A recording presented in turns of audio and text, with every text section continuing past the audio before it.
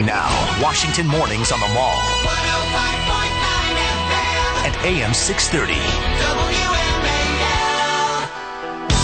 WMAL. It is 8:37 on WMAL, where Washington comes to talk. Brian Wilson, Brian Neiman, about to become a dad for the third time. Congratulations. Thank you, sir. Appreciate it. Holding a good thought for you as things progress tomorrow. We'll want an update, of course. We're joined now on the line by Editor-in-Chief of the Weekly Standard, all-round good guy, Bill Kristol. How are you, Bill? Hey, Brian, how are you guys? All right, so a lot of criticism has been thrown at the feet of Mitt Romney for having the temerity to criticize a statement that the president himself walked away from and disavowed. Was it right or wrong of Romney to raise questions about these statements that were issued from the Egyptian embassy when there was a protest ongoing? Yeah, from the American embassy in Egypt, obviously.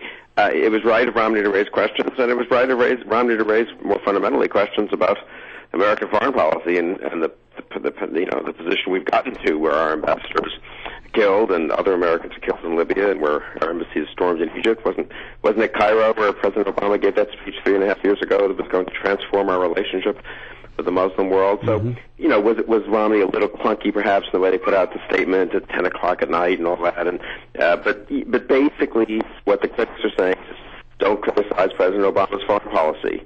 Don't use a major occasion in international relations to say, here's how I would do things differently, which is ridiculous. He's running for president of the United States. Of course, wouldn't it be weird if he had said nothing for the last 48 hours? Wouldn't that have seemed to suggest that he thought Obama was doing just fine? I think he was reasonable in the way he said things, and he didn't, exploit a tragedy. He explained that our foreign policy is not working. Well, some people have suggested that in a time of crisis like this, you just let the president be the president and you wait till the dust settles before you make a comment. Well, you could. I mean, he could, but I don't think the critic would have liked that any better, honestly. And the statement was the statement, and it was out there for hours. The White House walked it back, 8-10 hours after it was put out. The embassy was defending it. And that was not just one thing. It was a symptom of a certain attitude towards how to deal with this kind of radical Muslim extremism. And, of course, what happened also afterwards. So, are we not entitled to draw any conclusions from this? Are we supposed to say everything's great? No. President Obama's Middle East policy is just working out wonderfully? Well, you can also ask a lot of other questions, like how in the world did that statement get out, and why would they allow it to get out? But also, I have to say, what went on in Benghazi is we're learning now that there were no Marines there. There was no protection for the Americans that were working there. How is it? Okay, if it's someplace like London, but we're talking Libya. How in the world could we not have the Marines stationed at this building? Well, I guess the main embassy is obviously in the capital, Tripoli, and perhaps this was just They say it's a temporary building, but you would still think that. Yeah, no, I look, it's terrible what happened, and of course there'll be a lot of appropriate, questioning from within. I'm sure the states will do their own security reviews of what happened, but it's a terrible thing that happened. The ambassador was really an impressive guy, and of course the others who were killed as well. It's just. But look, we're fighting wars in Afghanistan. We're fighting a war. I've criticized Romney for not speaking enough about the war in Afghanistan, for not paying tribute to our troops and to our diplomats who serve overseas, for not focusing on foreign policy. His campaign has been so obsessed with it's the economy. They tend to shy away from a foreign policy debate. In a funny way, they may have stumbled into one now, but I welcome it. This is a very important debate over the next 4 years. Do we want to continue along President Obama's path, accepting huge cuts in the defense budget, a desire to end the wars much more than to win them, what I would regard as signals of weakness to our enemies around the world, shunning our friends, turning down a request for a meeting from the Israeli Prime Minister.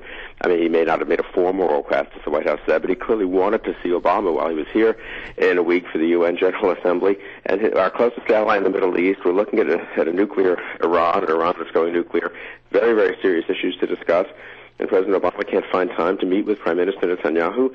These are legitimate issues. I hope the Romney campaign stays on this. I hope they do not talk themselves into thinking, we've got to get back to reminding people that the economy is bad. People know the economy is bad. That issue is cutting whatever way it's cutting electorally. It's probably helping Romney a little bit. He's got to do a better job, in my view, of explaining his own economic agenda. But just as important, he's got to explain that 4 more years of Obama will not be good for the national security of this country. All right. Much was made yesterday of the fact that while they were waiting for Mitt Romney to come out and give the statement and sort of double down on his position, that the media were talking among themselves about making sure that they all asked the same question. Any thoughts about that? I guess the charitable way to put it was they wanted to make sure that someone asked this important question, which for them is the most important question, not what happened in Libya or Cairo, or what does that tell us about what policy we should have towards those countries, or the like. The most important question is, didn't you jump the gun? Didn't you put out a statement at 10 p.m. when you should have put it out at 9 a.m.? Didn't you miss the fact that Hillary Clinton had put out a statement a few minutes before or after saying something slightly different? I mean, it's typical of the media's preoccupation with process, not with substance. It's also typical of the fact that the media is very anti-Romney, a lot of the mainstream media. And in this issue in particular, they really don't like challenging President Obama's policy. I mean, in a funny way, in economics, I'd say they almost give Romney more of a hearing. They kind of know the economy's not bad. But on the notion that the Cairo speech and outreach to the Muslim world and doing everything as much as you can, the opposite of whatever Bush did in foreign policy, that is a dogma among the mainstream media. And Romney challenged it last night or the night before last and then yesterday, and they really don't like it. On the attacks in Cairo, and the response was basically to allow these people to get over the walls and let them do what they want to do, and the Egyptian army or Egyptian security force didn't do much to stop it. And then Mohammed Morsi basically will not condemn the attacks on the building. And you have the president out yesterday saying that Egypt is not an enemy, nor is it an ally at this point. How concerned are you especially from the reaction from Morsi not condemning these attacks, that we're losing Egypt and that it is going to become the Sunni version of Iran? I mean, I hope it doesn't, and obviously there's a lot we have to do to try to prevent that from happening. But it's a genuine concern, and again, this isn't a partisan issue. It might be that I'm not sure maybe this was going to happen one way or the other when the Mubarak regime fell, and right. That regime was going to fall eventually.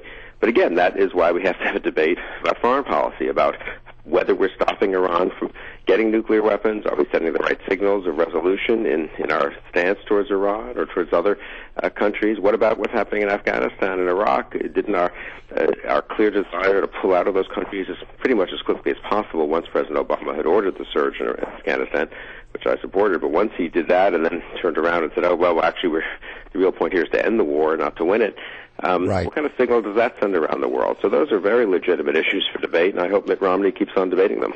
Bill Kristol, always a pleasure. Thank you for joining us. Hey, my pleasure.